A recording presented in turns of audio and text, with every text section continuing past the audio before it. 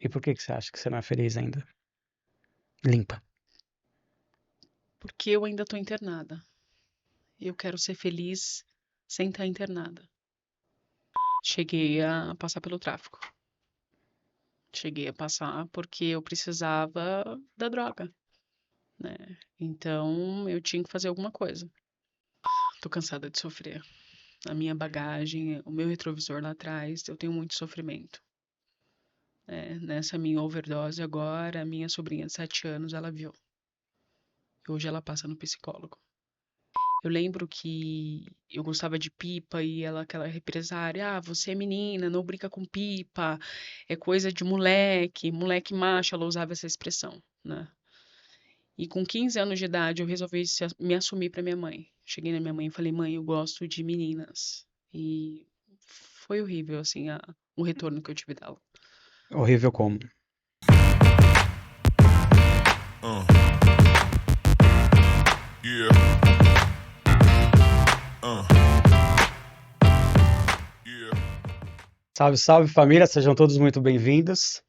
O Andcast de hoje traz uma convidada super especial, Paola Silva, e, e fica com a gente até o final, uma história impactante, depois de 12 internações que ela passou por problema de abusivo de álcool e droga, hoje ela se encontra em recuperação e vai contar um pouquinho pra gente de como que foi a sua infância, o que ela fez durante essa trajetória, quais foram as intercorrências. Fique aí com a gente até o final, que essa história vai impactar você. Mas antes da gente começar, se você não é inscrito no canal, por favor, se inscreva, deixa o seu like, faz o seu comentário, dê sugestões, porque faz com que a ferramenta entenda que esse assunto seja relevante e eu consiga chegar mais longe. Então, se você ainda não é inscrito, por favor, se inscreva, deixa lá seu joinha que vai ajudar muito em nosso processo crescer, tá bom? Muito obrigado aí. Paula, seja muito bem-vinda. Obrigada, Obrigado Lucas. por ter aceitado o convite, né? Parabéns, pela atitude, porque nem todos querem expor a história. Então, obrigado aí, tamo junto pela sua coragem. Obrigada, eu que agradeço a oportunidade. Legal, Paula. Eu vim conversando com você um pouquinho no carro, né? E você contou um pouquinho da sua história e eu quero compartilhar todas aquelas coisas boas, coisas não tão boas no caminho, né? Hoje você tem uma profissão de vigilante. Sim, Só que você não exerce porque você encontra-se privado hoje da sociedade, porque passa por um processo de recuperação e de internação. Mas antes da gente chegar nesse ponto, fala um pouquinho quem era a Paola lá atrás, como era a Paola na infância, o que que ela fez, viveu com quem, como que era a Paola lá atrás, né? Como que era você na infância lá, como que você se via, você se aceitava, não se aceitava, teve alguns problemas, como que era lá? Conta pra gente. então, Anderson, na minha infância, né, sempre fui uma criança sonhadora, né? Sonhava em ser advogada, tinha sonho de seguir aí na carreira da luta, sempre gostei da luta. E por um momento você acha que isso se perdeu. Se perdeu, né? Eu lembro que na minha infância eu sempre quis ser advogada, queria ser alguma coisa, porque naquela época que eu me recordo, ser advogado, médico, bombeiro, eram importantes, né? Você tinha que ser algo desse tipo. Então eu almejava ser uma advogada. Tá, e o que que aconteceu nesse meio tempo que as coisas se perderam? Você me relatou que aos 10 anos você era criada muitas vezes pela avó, só que teve uma intercorrência aí que você achou estranha, não achou legal e teve um problema lá. Qual foi? Na verdade, minha mãe, ela sempre viajou muito, né? Sempre vendeu, trabalhava com roupas, né? Então ela viajava muito para vender essas roupas. E eu sempre fui criada pela minha avó. E um belo dia, em casa, o meu tio-avô, que tinha de costume de visitar a gente, ele chegou um dia e foi fazer a visita, né? Só que eu estava sozinha em casa. E ele me veio acariciar de uma forma diferente, né? Isso eu tinha 10 anos. Eu lembro que na hora eu me assustei e saí de perto dele porque eu não entendi o porquê aquele carinho, né? E contei para minha mãe falou que era coisa da minha cabeça.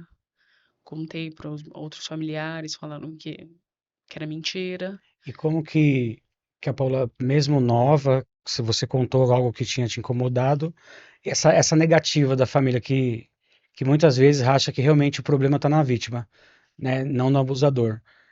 Como que você, mesmo novinho, novinha, se lidou com isso, né? Você guardou a vida que seguiu, você achou estranho, mas como isso ficou guardado? De- Qual foi a sua frustração para a sequência, né? Porque isso impacta, a gente não tem recurso para trabalhar isso, aí guarda e a gente leva para a vida adulta. E quando isso aconteceu, você, como que você reagiu? Quais foram os passos que você deu na sequência? Você continuou normalmente na escola? Ficou com raiva? Como que foi? Ah, de primeiro momento, assim, eu não sabia, não consegui lidar muito bem, porque como que eu contando a verdade as pessoas não acreditavam em mim? Então isso foi algo que me trouxe muita revolta, porque assim, se a gente sempre ouve que precisa falar a verdade acima de tudo. Então, assim, naquele momento eu falando a verdade, por que que não acreditavam em mim, né? Por que que tinha que parecer uma coisa, eles tinham que esconder, né? Naquele momento eles queriam esconder, não queriam expor para a família. E por que que isso aconteceu, sabe? Me gerou muita revolta. Você achou que o problema era você, por algum momento, com essa negativa, ou realmente só foi revolta e ressentimento naquela época? Achei que o problema era eu. Muitas das vezes cheguei a perguntar, né, para mim mesma assim, pô, eu fiz algo de errado. Tá, isso você acabou guardando, porque não tinha crédito, e você foi para a escola, e como que foi na escola? Ah, eu lembro que na época da escola, né, sempre fui a gordinha, tal, então assim, sempre era muito zoada, né? Naquela época, hoje o que a gente chama de bullying, na minha época não existia, né? Então, assim, eu não me aceitava, né, naquela condição. Eu lembro que eu sempre gostava de sentar no fundo da sala de aula para não ter que me expor, né? A chamada, na hora da chamada, chamar o meu nome, eu lembro que era muito constrangedor de todo mundo olhar para trás e, né, e me ver ali. E aí, esse abuso eu guardei para mim, para minha vida, né? E isso você tinha quantos anos na escola? Uns 13 anos já, 12? É, Ainda você tinha guardado isso. uhum. E quando que você identificou que a sua opção sexual não era, vamos dizer assim, um padrão, né, das pessoas acharem que... Como que foi, você descobrir isso? O que que te causou? E se teve algum problema? Como que foi? Qual idade você tinha? Se você experimentou ou você já sentia que era isso? Como que foi? Uhum. O homossexualismo na época lá, na minha época, vamos supor, 1996, né? Eu lembro que quando criança, quando eu via pessoas que eram diferentes, né?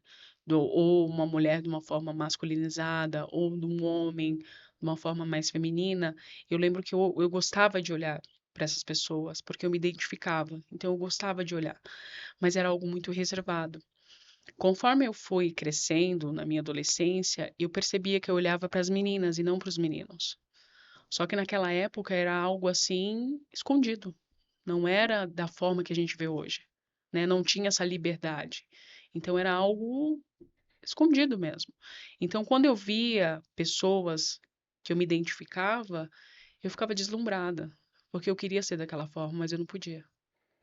E quando você decidiu assumir, literalmente, que se render, porque você já tinha se identificado, quais foram as consequências? Elas tiveram algumas? Tiveram, Familiar, tiveram. amigos, preconceito, como que foi? Eu lembro que uma vez na escola, a professora falou: fila de meninos, fila de meninas. Eu fui para a fila das meninas. Aí algumas pessoas falaram: Paula, você tá na fila errada. Então, assim, eu já tinha isso comigo, né? Já começava a Já começa. sofrer o preconceito. E eu lembro que para ir na parada gay, eu tinha que sair de casa com um tipo de roupa, né? E eu colocava a bermuda, a camiseta que eu queria usar dentro da bolsa para me trocar fora de casa. Mas você fazia isso porque a família não aceitava? Hum, É, você se preservava? E a sua mãe soube quando e como que foi quando ela soube da sua opção?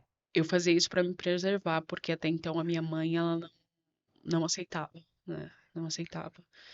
Eu lembro que eu gostava de pipa e ela, aquela represária, ah, você é menina, não brinca com pipa, é coisa de moleque, moleque macho, ela usava essa expressão, né? E com 15 anos de idade, eu resolvi me assumir para minha mãe. Cheguei na minha mãe e falei, mãe, eu gosto de meninas. E foi horrível, assim, o retorno que eu tive dela. Horrível como? Ela falou que eu era um monstro, que ela tinha nojo de mim. E assim, e naquele momento era eu comigo mesma, porque era algo que eu não tinha como esconder mais, né?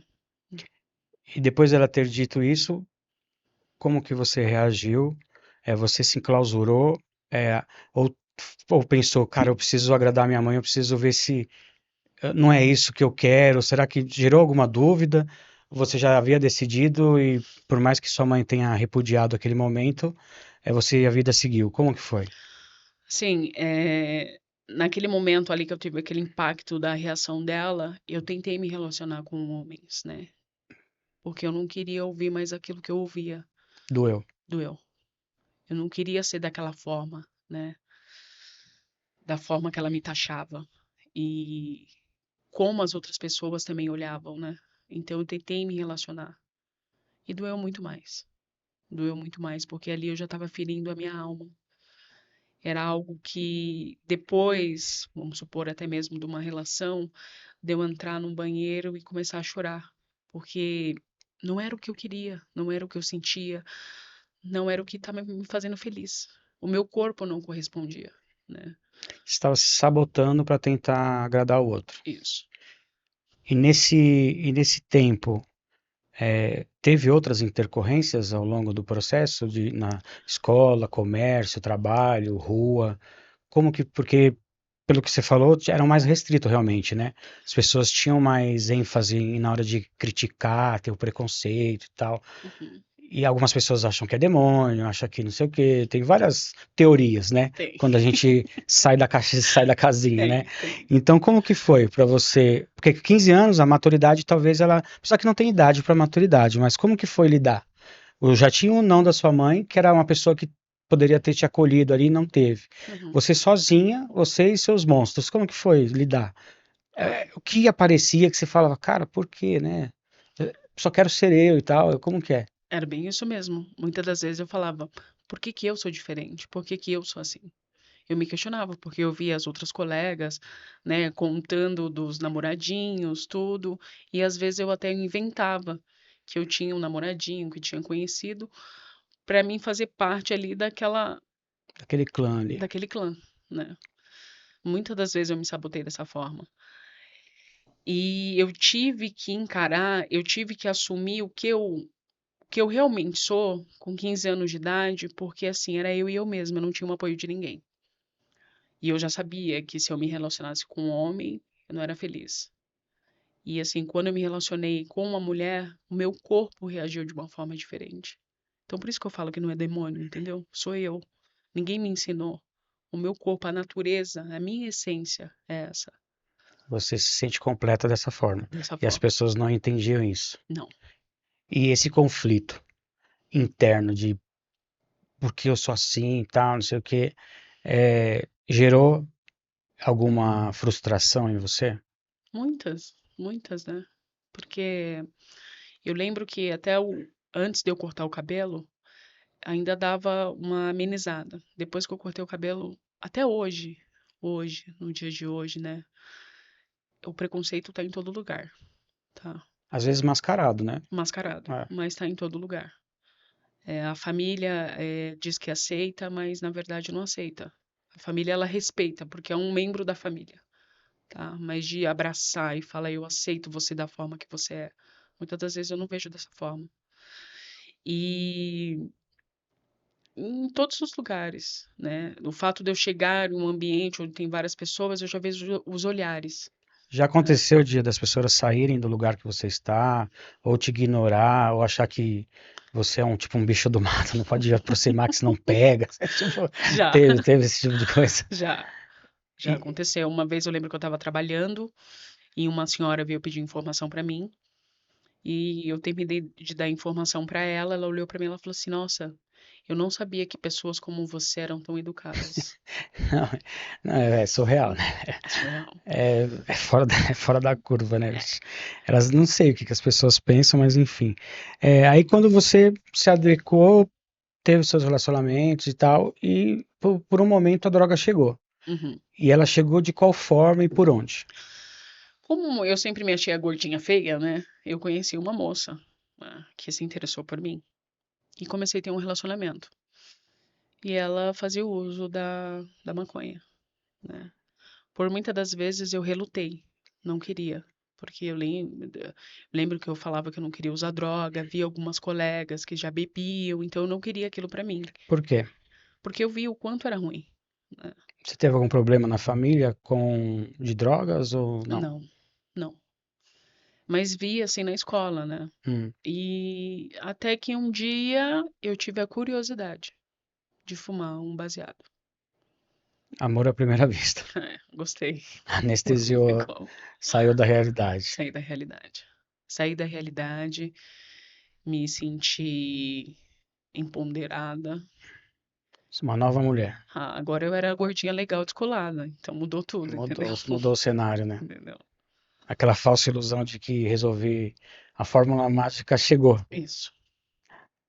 Só que, pelo que eu entendi, a degradação e a migração das drogas, ela foi em um espaço curto de tempo. O que foi te motivando a migrar? Foi porque não alcançava aquilo que você buscou, aquela recompensa no início, e se sentiu a necessidade de migrar para uma outra? Ou foi o convívio de outras pessoas com outro tipo de droga? Por que você migrou para onde migrou? O que aconteceu no caminho? Curiosidade. A influência também do ambiente e a curiosidade. Acima de tudo, a curiosidade. Como eu experimentei a maconha, foi experimentar a cocaína. Cocaína eu ainda tive um pouco de restrição pelo fato de ouvir de cocaína, overdose. Eu lembro de alguns artistas que morreram e falavam que era overdose devido à cocaína. Então eu ainda tive um pouco de restrição. Mas, com a curiosidade, usei. Você startou mais um. E você sobrepôs a maconha e ficaram com as duas, ou você migrou e deixou a outra de lado? Não, ficava com as Com as duas. duas, Usava as duas. Né? E conheci o álcool também. Veio o álcool junto. junto. E você tinha quantos anos nessa época? Eu devia ter uns 15, 16 Você anos. já trabalhava ou ainda não? Não, ainda não. E como que você mantinha o uso? O que que você fazia para manter esse uso? Como que era? Até então, falava pra minha mãe que ia pra escola para comprar o lanche da escola, né? O lanche da escola. A compulsão não tinha tomado conta ainda, então. Não, não, era assim. Estava. Quero comer alguma coisa, me dava o dinheiro e eu usava droga. Aí a cocaína passou um tempo, falou, opa, preciso testar mais alguma coisa aí que Não tá legal. não tá legal. Quero descer a ladeira um pouquinho mais. Isso, Aí chegou o crack. crack. E como ele chegou? Eu lembro que eu tava numa viela fumando baseado e chegou um rapaz com um cigarro muito esticadinho. E ele falou, quer? Falei, o que que é? Ele falou, é P. Eu falei, quero. Experimentei. Aí senti a boca adormecer, uma outra sensação. E dali, quando eu ia comprar, comprava. Foi amor, Comecei foi instantâneo gostar, na hora, na hora. na hora, na hora. E comecei a comprar. Comecei a comprar. E teve uma vez que eu fui comprar e o outro rapaz disse um outro nome, né? Falou, me dá uma rocha aí. Aí eu olhei pra mão dele, olhei pra minha e vi que era a mesma coisa. E fiquei com aquilo na cabeça. Falei, pô, eu chamo de um jeito, ele chamou de outro, o que que é? Foi quando eu cheguei e perguntei. Aí me falaram que era crack. Mas você ainda tinha um relacionamento nessa altura ou estava. Tinha, Tinha. tinha. E a pessoa sabia? Não, a pessoa também junto comigo. Foi Começou usar o crack uso junto também. comigo. Aham. No mesmo dia que eu experimentei, ela também experimentou. E a perda de controle chegou em qual momento? Conforme o uso, né? Até então eu fumava no mesclado. Até que um dia falaram que tinha uma forma de render mais, que era o cachimbo. Aí a minha vida acabou. E você chegou a se degradar, fazer coisa. O que que você acha que o crack te fez fazer, que te dói de lembrar e que em sã consciência não teria feito? O que que a droga te levou a fazer que você fala, cara, não acredito que eu cheguei a esse ponto e tal. Quais foram os pontos assim que você lembra que você fala, cara, eu tô desequilibrado realmente no uso? Onde, quando e como que foi? essa percepção eu não tinha, né? Então, eu usava e queria usar cada vez mais. Foi quando eu comecei a fazer os pequenos furtos em casa. Desde dinheiro, celular, roupa, tudo. Tudo dentro de casa. Eu acho que o auge foi o radinho de oração da minha avó. Quando eu cheguei em casa, eu já não tinha mais o que vender. E joguei o radinho da minha avó pela janela e fui usar. Quem percebeu que eu estava fora do controle foi minha família, porque pra mim estava uma coisa normal. Eu só precisava usar mais uma. Então você não sentia dor, por exemplo, o radinho da avó de oração, eu ficaria zoado depois que passasse a brisa, né? Você não teve esse pensamento, você só ficava pensando na próxima.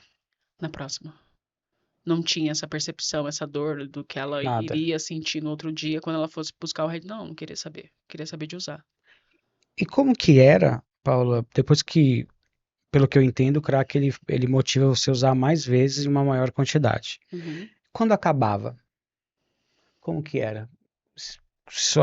Sentimentalmente falando, é, a sua cabeça, aquele momento que o físico não aguentava mais e você olhava e falava, cara, teve esse momento? Teve. Esse é o pior momento, que é ali que eu me encontro escravizada, né? Dali eu sou capaz de fazer tudo para conseguir. É o corpo pedindo a mente, aquela obsessão, né, de não saber da onde tirar ou o que fazer.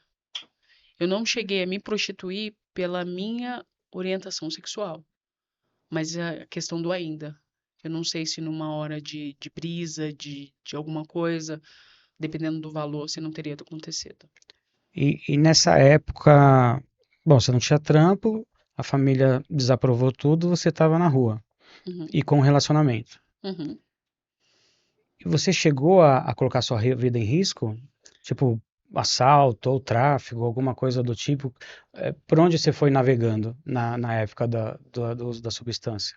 Cheguei a passar pelo tráfico. Cheguei a passar porque eu precisava da droga, né? Então eu tinha que fazer alguma coisa.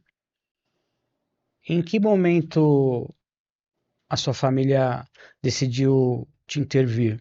Porque pelo que você falou em off, você foi para o centro terapêutico ou clínicas sem vontade própria, né? A Uhum. remoção que fez o seu resgate. Em que momento eles falaram, cara, não dá mais para esperar, a gente tem que intervir a Paola? O que que eles perceberam, observaram que você hoje, com a mente já oxigenada, né, consegue me dizer o que que motivou? Meu estado, o estado de degradação que eu estava, meu físico, né? Hoje você me vê assim corpuda, né? Mas eu lembro que na minha internação eu cheguei a pesar 62 quilos. Bom, você Então, queria emagrecer, né? Conseguiu. muito rápido, Isso é uma maneira insana, mas tudo bem. muito rápido. Chegou no corpo ideal. Só que assim, eu conseguia contar minhas costelas, sabe? Então, assim, algo surreal. A minha É, mãe fala que eu cheguei uma vez no portão de casa e eu tava com uma de touca, e ela falou que ela viu o Cazuza ali, na minha fisionomia. magro. É. Foi ali, foi a minha primeira internação. Chocou ela. Você foi de uma forma involuntária. Foi Aí você ficou quanto tempo na primeira? 6 meses. Saiu, meio que não resolveu muita coisa. Nada.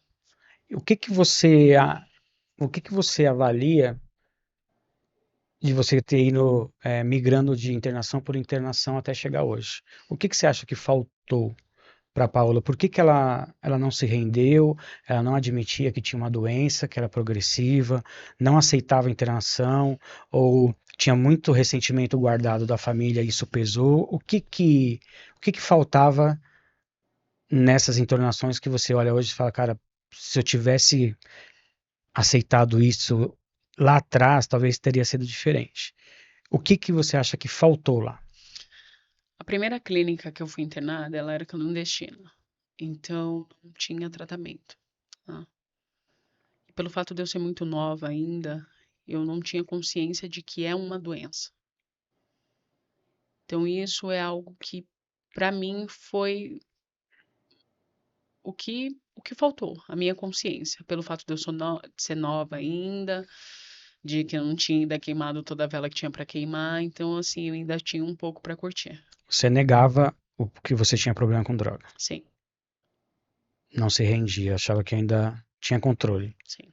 E você foi migrando, e todas elas, a sua família que interviu? Ou teve alguma nesse percurso que você foi por vontade própria? Nenhuma, todas a minha família. Todas. Tava lá, às vezes, tomando café de manhã, com um pão na boca, chegava a remoção. Ia. Isso Já te fui. causava qual sentimento? Raiva. Raiva. E você armava o plano para quando sair, fazer a mesma coisa. Mesma coisa. E você não admitia a sua família fazer isso, por qual motivo? Pela forma que ia, né, Anderson? Hoje em dia as coisas mudaram, mas antigamente não era assim, né? Era aquela agressividade, algumas agressões. E dentro desses processos de internação, teve alguma que, algum tipo de abuso, te tratar como um animal mesmo, né? Maus tratos, teve também nesse percurso, porque a gente chega arregaçado da rua de que ninguém nos trata bem, porque no âmbito da droga ela é só a base de troca, não tem sentimento, né? Não tem relacionamento. Aí você chega dentro de um processo de uma clínica, os caras te tratam como tal, amarram, bate. Você chegou a passar por isso? Passei. E como que foi? Teve uma clínica que eu fiquei que todo domingo à noite a refeição que a gente tinha era uma comida azeda. Ou às vezes vinha o feijão, ou às vezes vinha um arroz azedos. E lá tinha um quartinho da contenção, que era um colchão no chão, as necessidades fazia no balde, e você ganhava uma garrafa de 2 litros de água. E por ali você ficava 7 dias, 15 dias, num quarto que só tinha a fresta da porta de luz. É, eu passei por um processo de uma das minhas internações também. E os caras lá, eles não amarravam, mas eles faziam você ficar de joelhos de manhã, 2 horas orando. E ao final você tinha que memorizar um versículo que o cara falou lá. Aí ia pro almoço, ou café da manhã. Se você não lembrasse, você não comia. Você não E- tomava café. Se você não lembrasse do almoço, não almoçava. E se você esboçasse a sua opinião ou colocava em xeque aquele tipo de tratamento, eles davam uma pá para você cavar um buraco de um por um e depois tampar. Então, assim, que lugar que eu fui parar? Que tratamento é esse, né? E não deu certo. Eu saí de lá sem terminar o prazo. Fiquei um tempo sem usar, traumatizado com aquilo, mas não tinha resolvido a parte interna, que é o autoconhecimento e tal. E como você conseguiu sair disso, dessa clínica que tinha os maus tratos, uma vez que a família não acredita mais, né? Como que você conseguiu, ou teve que ficar até o final lá? Então, eu lembro que na minha primeira visita eu fui correndo contar pra minha mãe, né? Tudo o que acontecia. Tanto que os 12 passos eu memorizei lá, porque a gente era obrigado a memorizar. Chegou de a gente ficar 2 horas debaixo do sol, porque eles perguntavam os passos e às vezes as pessoas não sabiam e tornava a repetir a oração, né? E eu lembro que na visita fui correndo contar pra minha mãe foi pro escritório. Quando ela voltou, filha, você tem que ficar aqui porque é seu tratamento. Nossa. Mais uma vez não acreditou na Paola, né? Quando minha mãe foi embora, os monitores, eu lembro que eram todos gaúchos, que eles fizeram uma roda em volta de mim e falaram assim: se você achava que a gente é ruim, agora a gente vai ser ruim com você. E dali, Ladeira abaixo. ladeira abaixo. A minha cama, vamos supor lá, a cama tem que estar padrão, tem que estar esticado o lençol. Meu lençol esticado, eles derrubavam meu colchão no chão e falavam pra mim arrumar de novo. Meu guarda-roupa, eles iam lá, jogavam minhas roupas no chão, falavam pra mim arrumar de novo. E outras coisas. Aí você terminou o tratamento, voltou pra rua, padrão igual. Igual, E foi migrando de internação para internação. isso. Na 12ª ou na 11ª, você comentou que você fugiu ou te fizeram mal lá também. Como que foi nessa última? Eu tive, na verdade, foi em 2010, a minha última internação, né? E E desse tempo pra cá eu consegui ficar bem. Agora, em 2022, final de 2022, eu tive uma parada cardíaca junto com overdose e minha família me encontrou desacordada em casa, me levaram para o hospital.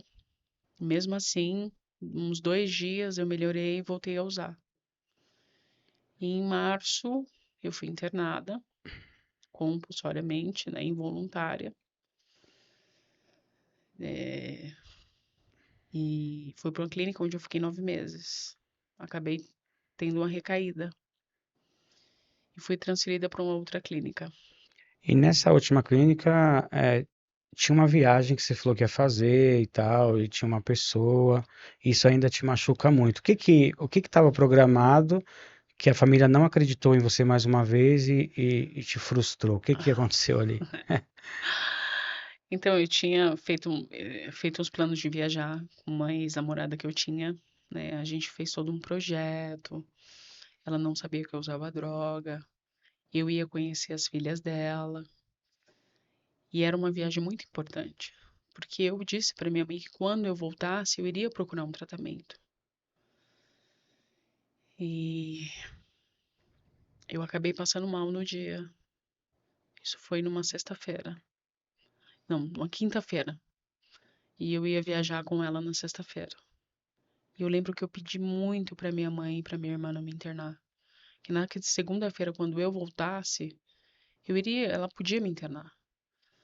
E assim, era uma viagem, sabe, quando você programa, pesquisa o local e sabe quando as duas pessoas sonham juntos? E a minha família não se importou com isso, né? Até mesmo pelo desespero da minha situação, mas eu pedi muito, sabe? E eu não ia fazer o uso da droga com ela, porque ela não sabia.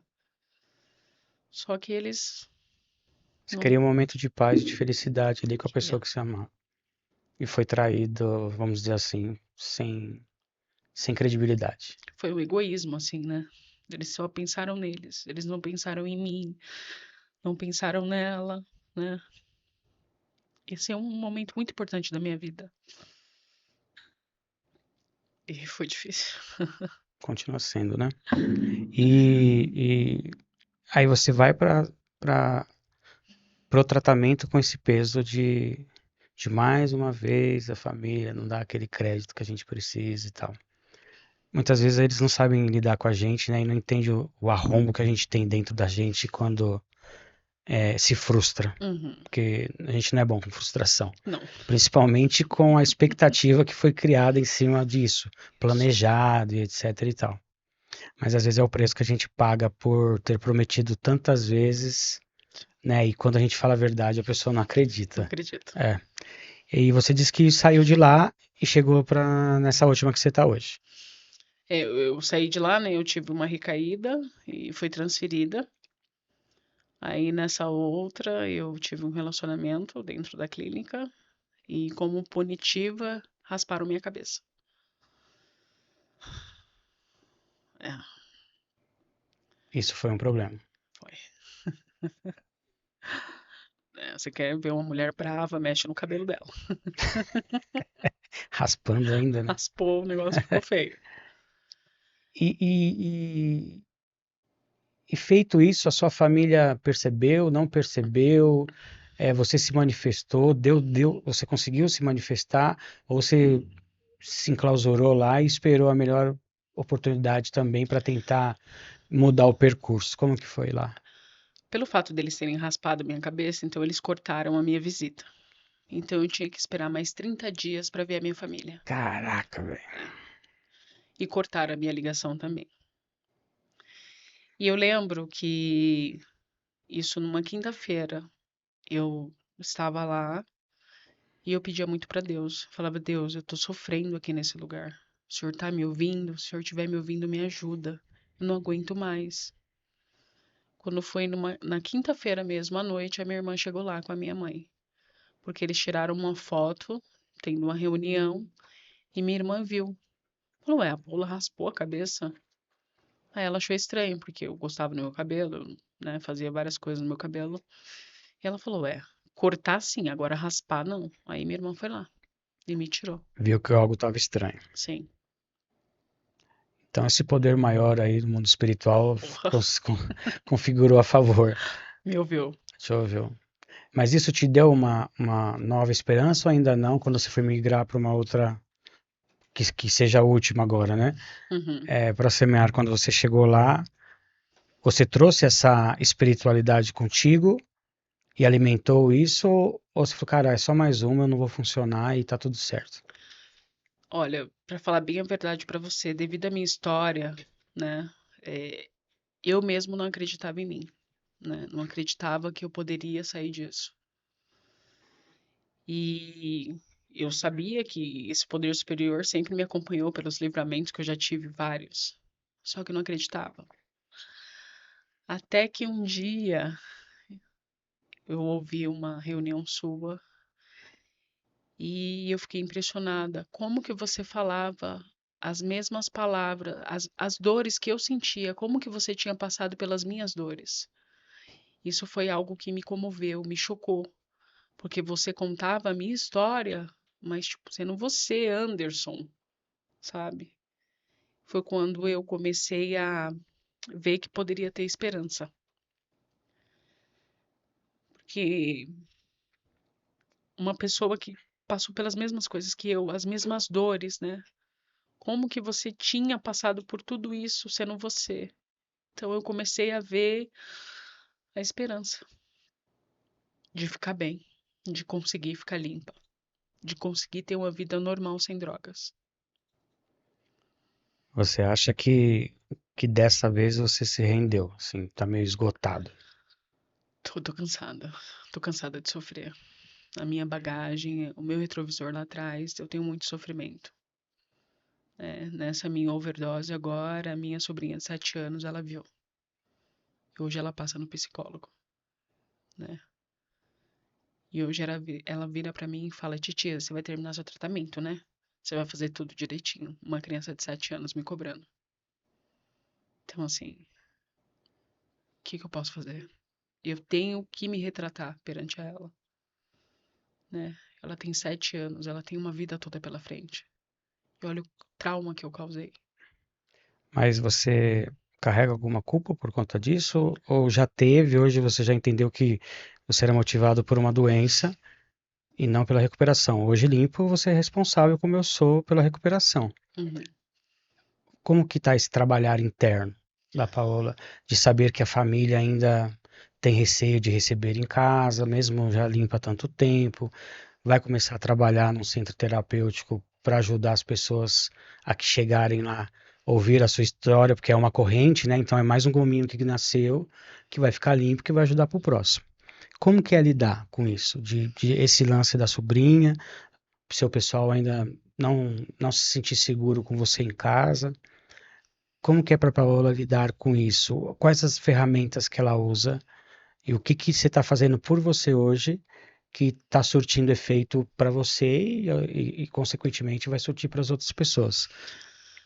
Então, em relação à minha sobrinha, eu tenho que ficar bem. Tenho que ficar limpa, eu tenho que ficar bem. Pra mim, ter uma vida com ela. Porque se eu voltar a usar droga, eu esqueço dela. Ou me esqueço de toda a minha família. Então, eu preciso estar limpa no dia de hoje pra ter uma vida junto com ela. Em relação à minha família, eu já prometi muitas vezes, né? Já fiz vários tratos, já tive outros tratamentos. Então, assim, a minha família, ela tá sofrida, ela tá calejada. Então, eu acho é normal pra eles não acreditarem em mim agora, nesse momento, né? Dói, porque tô aí um ano internada e não ter um fiapinho de credibilidade dói. Revolta às vezes, mas assim, eu me conforto no que eu já fiz, porque eu sei o tanto que eu já aprontei, já causei muito. Tem que estar plantando morango agora, mas ainda tem bastante limão para colher, né? Porque a família fala: Nossa, você está bem, parabéns, mas eu não te quero aqui ainda. Sim, Tipo isso, né? sim, Continua se recuperando, sim, continua voltando aí para ver se sim. dessa vez ela funciona literalmente, né? Mas eu acredito que sim, porque os seus comportamentos são outros e tal. E você falou que tá pensando em fazer curso, estudar, tá querendo entrar em um outro nicho de galera, de profissão. Qual que é? Como, o que que você está fazendo? O que que você pretende fazer agora para fazer com que tudo isso que a vida fez de você, tirar algo bom para ajudar outras pessoas, né? Para onde que você está indo agora? Eu sempre ouvi, né, em outras religiões que eu tinha uma missão, que era com vidas. E eu nunca entendi isso. E muitas das vezes eu me questionava para Deus o porquê que eu passei por tudo isso, né? Até que eu me encontro hoje. Hoje eu tô começando a trabalhar com vidas, com pessoas que vêm sem esperança nenhuma, e eu tô ali para pelo menos dar um abraço, né, de dizer que, ó, vamos junto, tô junto com você. Uma frase que eu gosto muito é: dor compartilhada é dor diminuída. E isso eu trago para mim, pelo menos para receber essas pessoas quando elas chegam, de falar, ó, eu tô aqui, eu tô tentando, é difícil, eu tô lutando, mas vamos junto. Me ajuda que eu te ajudo, sabe? Hoje eu quero trabalhar com pessoas iguais a mim, que tiveram uma história também com as drogas, um sofrimento, perdas, mas vamos dar as mãos, vamos ficar bem, vamos chamar outras pessoas para isso, né? Então hoje eu quero fazer um curso de terapeuta. Hoje a clínica que eu estou, a coordenadora, ela me deu essa oportunidade, me chamou, conversou comigo. E é isso que eu quero seguir. Eu quero trabalhar com vidas. Você acha que o seu propósito é esse? Meu propósito é esse. Você sente no coração que realmente o caminho é esse? O caminho é esse. Seu tratamento acaba agora sexta-feira. É, Sexta-feira. sem tirar férias da recuperação, né? Sem Sim. muita euforia. E terminando, você vai começar a sua função de monitora e vai começar a dar uma assistência para casa e fazer o curso. Isso. Após isso, você tem alguma meta? Você pensa em alguma coisa? Ou você quer se especializar com isso? O que que a Paola pensa agora? Acabou meu tratamento, passei de fase, né? Esperei o processo, as etapas, porque não dá para pular, quem pula cai. Você passou o passo a passo, por mais que tenha tudo essas intercorrências no meio da jornada, mas faz parte, né? Porque a gente só merece sucesso realmente quem suporta o processo, né? É. É. Então, o que que a Paula pensa quando começar? Porque a partir de segunda você já starta como monitora e vai estudar.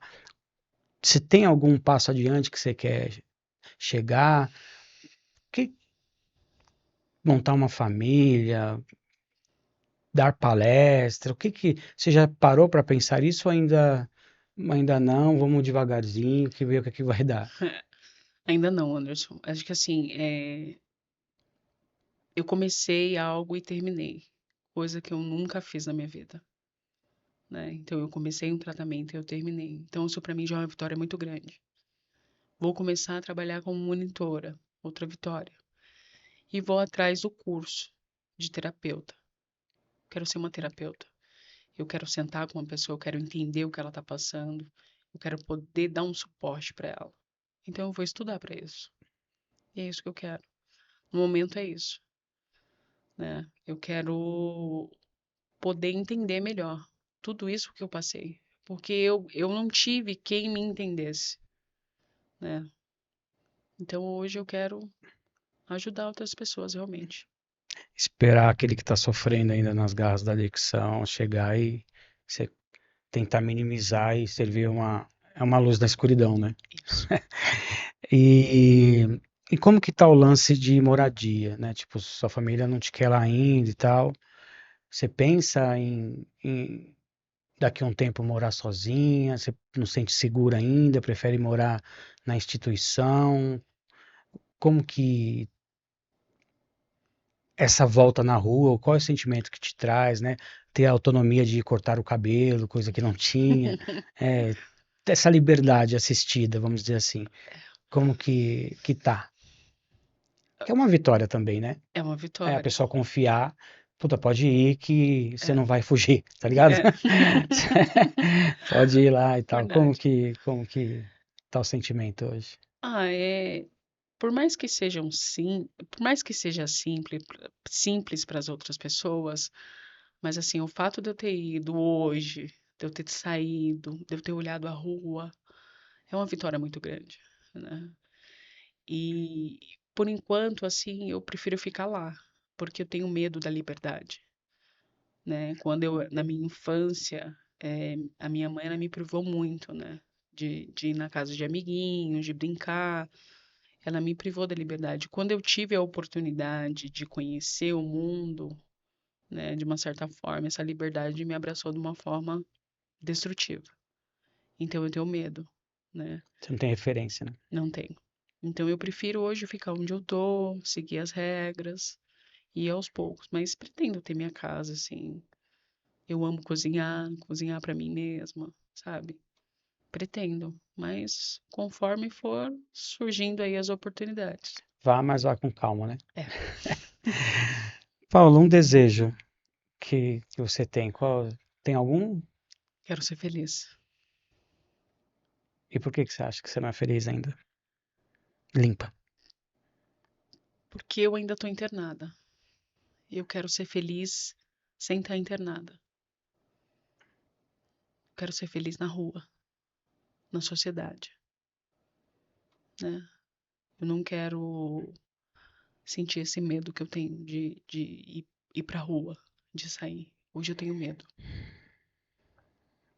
O seu desejo hoje é funcionar lá fora sem essa sensação, Isso, essa insegurança. isso. Tá, e olhando ali para aquela câmera, é, manda uma mensagem para quem tá passando por isso, ou já passou, ou tá com aquele questionamento, com aquela masturbação mental de que, puta, eu preciso me assumir, não tem coragem, fica se sabotando para poder dar felicidade para o outro e ficar, fazer com que a gente fique infeliz. Então fala para aquela pessoa que ainda está sofrendo que o que que a Paula fez que deu certo para ter esperança. Bom, vamos lá. Para aquelas pessoas que ainda estão com aquele problema da questão da homossexualidade, no fundo, a gente sabe o que a gente quer pra gente, né?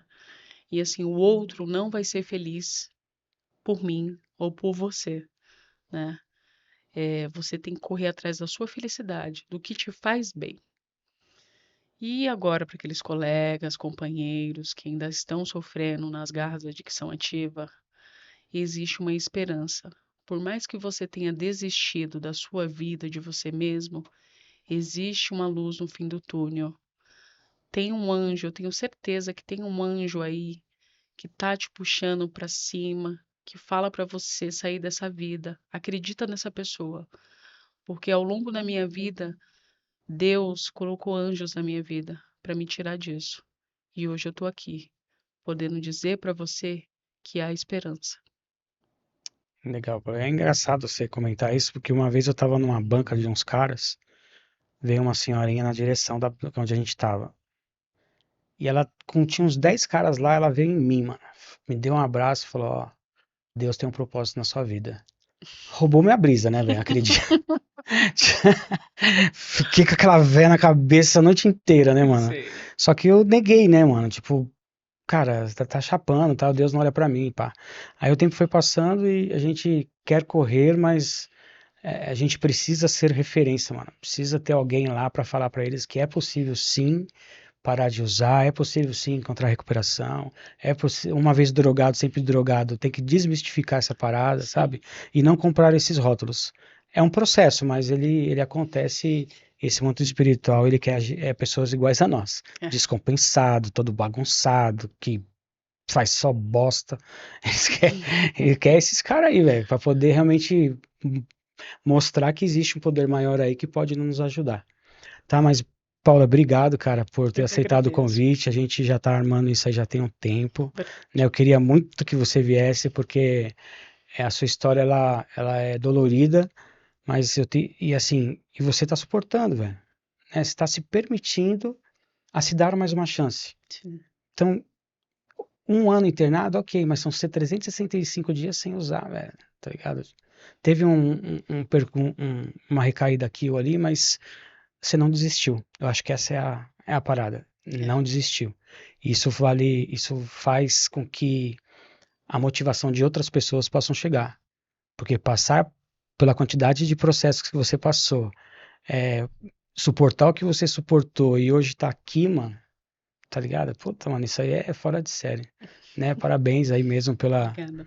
pelo seu esforço. Eu acredito sim que vai dar certo, né? Porque é, a sua performance, ela é diferente do que você me contou. Então, acho que é sucesso, né? E sem pressa vai dar certo. Beleza, Paulo? Obrigado, viu? Obrigada, Anderson. Cara, se você ficou com a gente até o final, obrigado, né? Sejam todos muito bem-vindos. Mais uma vez eu reforço, não foi inscrito no canal, se inscreva, deixa o seu like, deixa o seu comentário, e isso vai fazer com que a ferramenta nos entregue para mais pessoas que estejam passando por esse mesmo problema. No nosso canal, Cola no End, você consegue ver lá todos os links das nossas redes sociais e de uma plataforma que a gente usa que chama-se Apoia-se, é apoia.se/Cola no End. Lá fala tudo sobre o projeto, lá a gente faz arrecadações, doações, a gente consegue verbalizar e mostrar tudo o que a gente vem fazendo. Né? E se você não tem um problema com álcool e droga, não teve problema iguais aos nossos, quer investir no projeto, quer ajudar, a gente tem uma bancada que consegue expor seus produtos, a gente tem a TV que a gente pode utilizar, a gente consegue fazer uns stories com seu produto, com sua roupa, seja o que for. Né? Então, quer ajudar o projeto? A gente tem esse espaço aqui para vocês também. Tá bom? Obrigado mais uma vez aí por ter ficado até o final. Cola no End aí, cuidando de quem cuida. Tamo junto. Nossa, o negócio dá Valeu. um nervoso, né?